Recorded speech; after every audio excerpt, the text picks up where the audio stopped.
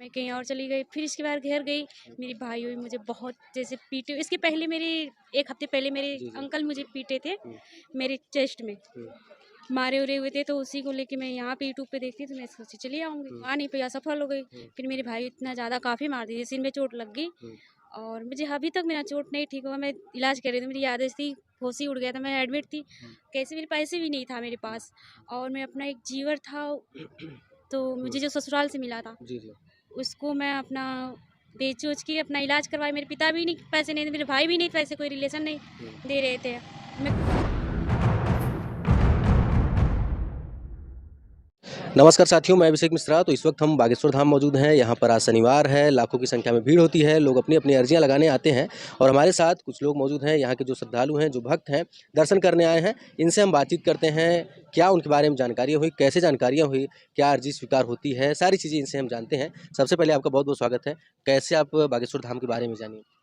YouTube YouTube, बहुत सारी कथाओं में लाखों की संख्या में भीड़ होती है, तो कभी कथा-वथा में आप गई हैं, कथा-वथा सुनने या कथा में बनारस आस-पास? बनारस में आए थे हुँ, और मैं आ रही थी, मुझे हुँ। चोट लगी थी। जैसे मैं अपने आजमगढ़ ज़िले की रहने वाली हूँ, हाँ, हाँ, हाँ। आ रही थी और ऐसे मैं कैंट पे आई हुँ, बनारस। हुँ, उसे वहाँ पे मुझे कुछ गुमराह हो गई, मैं आ नहीं पाई हुँ, किसी समस्या से। हुँ, मैं कहीं और चली गई, फिर इसके बाद घर गई, हुँ। मेरी भाई हुई मुझे बहुत जैसे पीटे। इसके पहले मेरे 1 हफ्ते पहले मेरे जी, जी। अंकल मुझे पीटे थे, हुँ, मेरे चेस्ट में हुँ, मारे हुए थे, तो उसी को लेके मैं यहाँ पे यूट्यूब पे देखती तो मैं सोची चली आऊँगी। हुँ, इसके बाद मैं सोची, हुँ, फिर आ रही थी तो आ नहीं पाई, असफल हो गई। हुँ, फिर मेरे भाई इतना ज़्यादा काफ़ी मार दिए, सिर में चोट लग गई हुँ, और मुझे अभी तक मेरा चोट नहीं ठीक हुआ। मैं इलाज कर रही थी, मेरी आदत थी, होश ही उड़ गया था, मैं एडमिट थी। हुँ, कैसे मेरे पैसे भी नहीं था मेरे हुँ, पास और मैं अपना एक जीवर था, तो हुँ। मुझे जो ससुराल से मिला था जी, जी।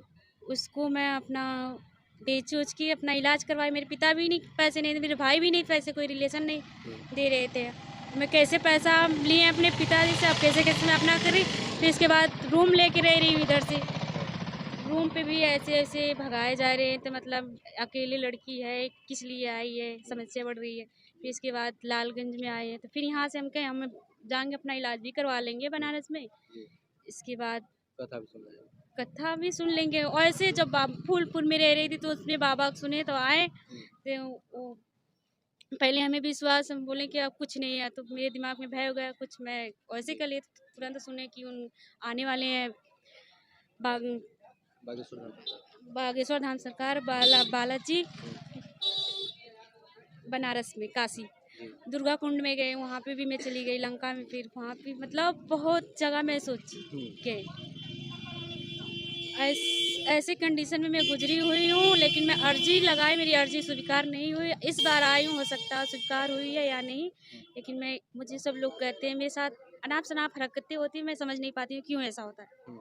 अच्छा ये बताइए दर्शन करने के बाद लोग कहते हैं अर्ज़ी जब स्वीकार हो जाती है तो लोग कहते हैं कि लहसुन, प्याज़, मांस मदिरा छोड़ दें, तो क्या आप भी लहसुन, प्याज़ छोड़ी कि नहीं? मैं छोड़ दी, हुँ, जस्ट छोड़ दी। हुँ। उस बार आई मंगलवार को लहसुन प्याज़ छोड़ दी। क्या लहसुन, प्याज़ छोड़ने के बाद कुछ जैसे बदलाव हुआ या कुछ एहसास होता है लोगों को? लोग कहते हैं कि फर्स्ट टाइम में ही 70% या 80% बदलाव हो जाए, तो आपको क्या लगा कुछ ऐसा?